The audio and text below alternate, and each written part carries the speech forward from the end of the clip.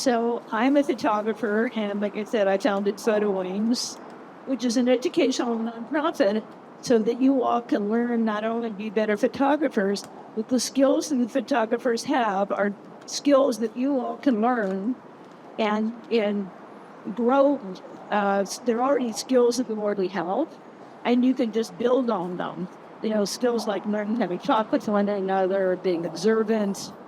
The skills that the best photographers in the world have are how they do what they do. They've learned how to be curious and to tell a story. They take something really complex, a big story, and make it into a story that might go into a newspaper or something on TikTok. So one of the things I suggest to people is that you really learn to be curious. And I have the best job in the world. I am very curious, and I get to interview the top photographers in the world and the people who hire the best photographers in the world and the people that work in the museums. And the one common thread that everybody says is that they're curious. And when you're curious, you ask people questions. You try to talk to people that aren't your normal people that you hang out with. It might be your grandmother, or it might be somebody at the place, sandwich shop that you like to hang out at. And there may be a picture on the wall that you're kind of curious about, or an old photo album that you can talk to your parents, your grandparents about. You can learn more about yourself, in your community. And the pictures that you all have now that you've taken with your buddies are ones that you're going to want down the road as well.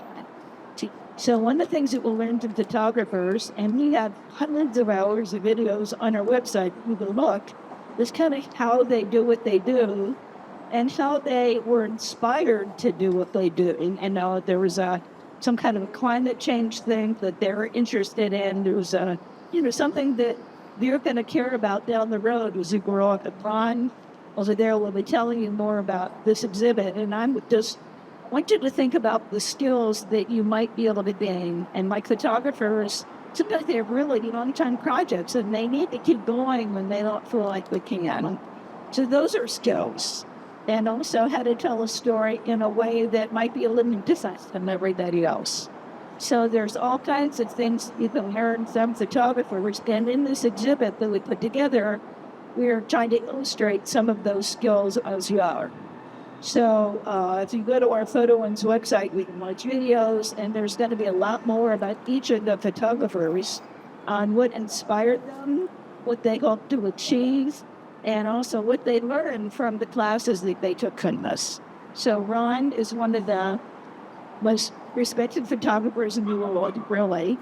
They're very, very lucky to have him talk about this exhibit. We've been partnering for years, friends for a long time, and this is all for you. You're going to be documenting our world, so we'll count it right now. Great, thanks, Susie. My name is Ron. I'm a photographer. I'm the co-founder of the VII Foundation. How many of you guys take pictures? Yeah? How many of you think of yourselves that you guys are photographers? You guys know that you're photographers. You guys are all photographers. You take pictures, you're a photographer. You take pictures, you're a photographer. You guys are all photographers. You're photographing. What do you photograph? You photograph yourself or your family? Okay. Anything else? Anybody else photograph their food? Yeah? What do you like to photograph?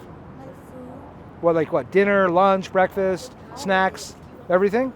She likes to do everything. How about you? Sometimes I will photograph the scenery I'm in. Scenery, great. Okay, your environment around you. That's what photography is all about, is photographing what's around you, photographing your community, and then sharing it, right? You guys share on what? TikTok, Instagram, Snapchat? What do you guys use? Website, Facebook? All different things, right? Right, so why? Because you want to share your life with other people. So it's the same thing that we do as professionals, and that's what these guys have done, is they've gone into basically their community, right, where they live, right around them, and found a story that meant something to them personally, but also would mean something to all of us. And that's what the power of photography can be, is to show. One of the things that in the world today is there's always this conversation about you're different, you're that color, you're that gender, you're too old, you're too young. One of the great things about photography And there's all types of photography. I take photographs here in New York, in Brooklyn, in the Bronx, Queens, Manhattan. We also take pictures in other countries around the world. And one of the great things about taking pictures is you get to see that actually, sometimes we think that everybody's different from each other. But in actuality, as a photographer, I get to see how similar everybody is in the world, whether it's living here in the United States or other places. So when you guys look at some of these pictures, we start talking about some of the experiences that everybody feels. And this is a really amazing story. It's a young girl who was very sick with cancer. And so the photographer spent a lot of time with her as she got better and better. And finally, when she was cured of cancer, the photographer asked her, what did she want? She said, I want a picture of a pony wearing my princess dress. Here she is, a survivor. She's okay now, everything's great. And that, like talking about feeling good about a picture, this is like a really incredibly positive photograph of like this young girl struggled, she survived, and that photograph will relate to other people whenever you have any, not just being sick, whenever you have like issues in your life and you feel like you can't get past, you gotta remember maybe a story like this, which shows somebody like you that went through something really tough and did really well. And we have other pictures here from around the world. So this is from the United States. This picture is from Ukraine. You guys know what's going on in Ukraine right now? You see on the news that there's a war in Ukraine? Exactly.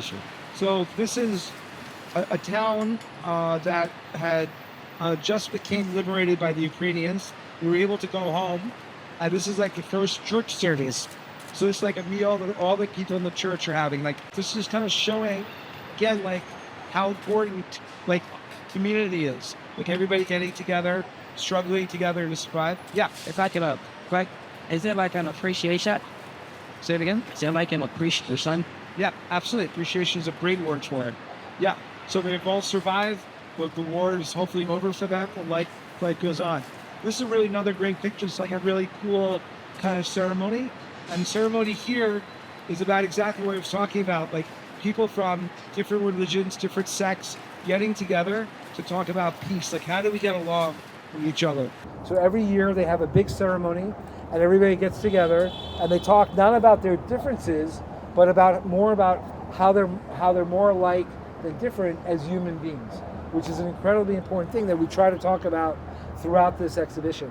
Now just moving down here, have you guys studied climate change in school yet? Climate change? Yeah, have you guys you heard about climate change? Right? So climate change is all over the world, including in New York. In fact, actually, if climate change continues to be a problem, there's a very good chance when you guys are like 30, 40 years old, you actually won't be able to be here because this is all going to be water, right? Because the water is rising because of climate change. And this is from a country called Iran, where the opposite happened, where this used to all be a lake, and now the water is gone, right? In just a matter of years, the water disappeared. This boat should be in water. Now you have kids playing in the boat in dirt. So again, this idea about things that happen sometimes far away can also have impact on us living in New York. Wherever you live, it can have impact, and the photography is there to kind of remind you guys of what could happen. Looking at this photographs here, this is photographs from a place called the Congo. I don't know if you guys have heard of the Congo. It's a country in Africa. It's very, very rich in minerals, but unfortunately they've been having a war there for a very long time. And you know what they're fighting over? They're fighting over minerals that are used in your phone and in your computer. Things that make your computer work and your phone work come from Congo. So these people are actually fleeing a battle where people are fighting over control of the mine that producing stuff that's going to be in your Android or your iPhone or your MacBook or your iPad or whatever you guys use in school. And so that means like what's happening here is actually connected to us, because when we buy this stuff, it helps give money to the people that are in control of the minerals that they're fighting over. So one of the things that photography shows us is that even if you think things that are happening really far away have nothing to do with you, sometimes actually we all are all connected. And then here again, like going back to this idea of climate change, right? So this is, you guys all know what drones are, right? Everybody see that drones can take pictures. So this photographer, this is in Colombia, it's a country in South America. He used a drone to go above this place, which used to be much, much bigger, but because of climate change, the water is making it smaller and smaller. So you see how everybody's becoming crowded into one place.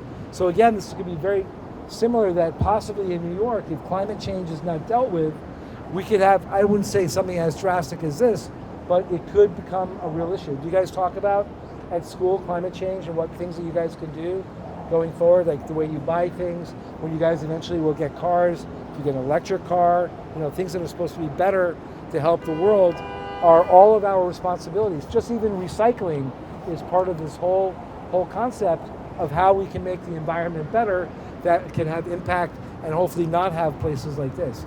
And then the other thing, one of the last things that photographers can do, this is a picture from New Zealand. You guys know where New Zealand is? Super far away. It's like near Australia. Like it's on the other side of the globe. And these are photographs taken by a mom of her twin daughters and just like their life as a family. And again, kind of showing like family in New Zealand is the same as family in London. It's the same as family in New York, right? Your parents love you. You want to be with you hope your parents love you. You want to be with your siblings. You want to have this kind of idea of family. And this photographer is kind of showing that universality of family. It's really hard for photographers to take photographs that you will not just swipe at, in one swipe. Like we want you to actually spend time and go, wow, that's really pretty, or that's really interesting, or I wonder what's going on there. That's one of the jobs that we have, is to make you stop and spend a little bit, maybe even like write a comment on Instagram or Facebook or IG or TikTok, rather than just doing a quick like and going to the next photograph. It's hard to do that because you know how quickly you guys move through pictures, but sometimes you guys stop, right, and go, wait a minute, what's going on there? That's super interesting. Maybe whatever they're doing, whatever's in the picture, and makes you think like, oh, this is really, I want to learn more about what's going on here. And that's the goal of photographers, is to get you guys to stop, pay attention a little bit, even like a minute, to learn a little bit more about what we're trying to show you. You had some thoughts and some wondering. Great, let us know. Do they eat a lot of fish? Yeah, because they're surrounded by fish. Fish is definitely a big part of about how they survive. You see how here that they're on boats, so they have to go to the mainland to get supplies. They're limited on what they can do. They can get fish, but there's no vegetables, there's no farm, so everything has to be brought in by boat. So it's a very tough life, but they're staying there, many of them, because that's where their parents were, that's where their grandparents were, but at some point the water is going to make it impossible for them to live. But they're trying the hardest to stay as long as they can. Why? It's their home. You guys get idea of home, right? You want to live at home, you want your home. It's important to you, it's where your family is, and so on, and you'll do almost anything you can to stay there. And unfortunately, these people at some point are going to have to leave. Was it like really big that it covered the whole water, or was it just surrounded by water? No, it was much bigger, and the water over the course of the last 50 years is basically pushing more and more over. So it would have gone beyond the picture of the land. And so that's what's so incredible also about photography, because also the pictures are evidence of what it is today. And then you look at it again in 5 years and you see how things have changed. When you look at pictures of yourselves from 5 years ago, obviously you're older and you've changed. And that's the amazing thing about photography, stopping those moments in your own history. And so you always have a reference of, this is what I look like when I was 7, this is what I look like when I'm 12, this is what, and so on and so on. All right, guys, thank you so much for coming. I really appreciate it. Thank you. Thanks.